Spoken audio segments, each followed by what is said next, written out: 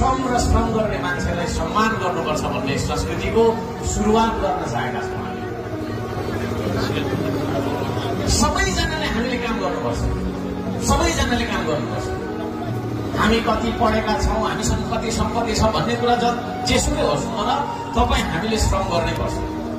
हो तपाईँ धनी हुनुहुन्छ होला, अहिले काममा तपाईँको 2-4 घर होला, होइन, लाखौँको आम्दानी होला, तपाईँ करोडौँको आम्दानी होला,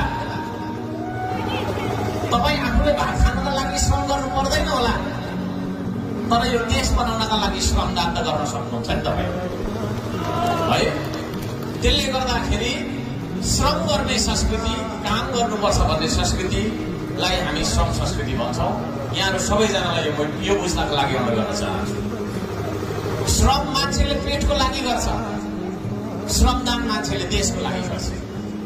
श्रम र श्रमदानमा त्यो फरक छ। श्रम हामी पेटको लागि गर्छौँ, होइन, तर श्रमदान हामीले देशको लागि गर्नुपर्छ।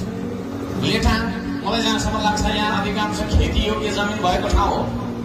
गाउँतिरबाट आउनुभएको मान्छेहरू हुनुहुन्छ, तपाईँहरू श्रम गर्नुहुन्छ, मलाई थाहा छ, है। श्रम नगर्ने भने मलाई लाग्छ यो लेटाङमै फुलेको फुल होला, यसैले तपाईँहरू श्रम गर्नुहुन्छ भन्ने कुरा देखिएको छ।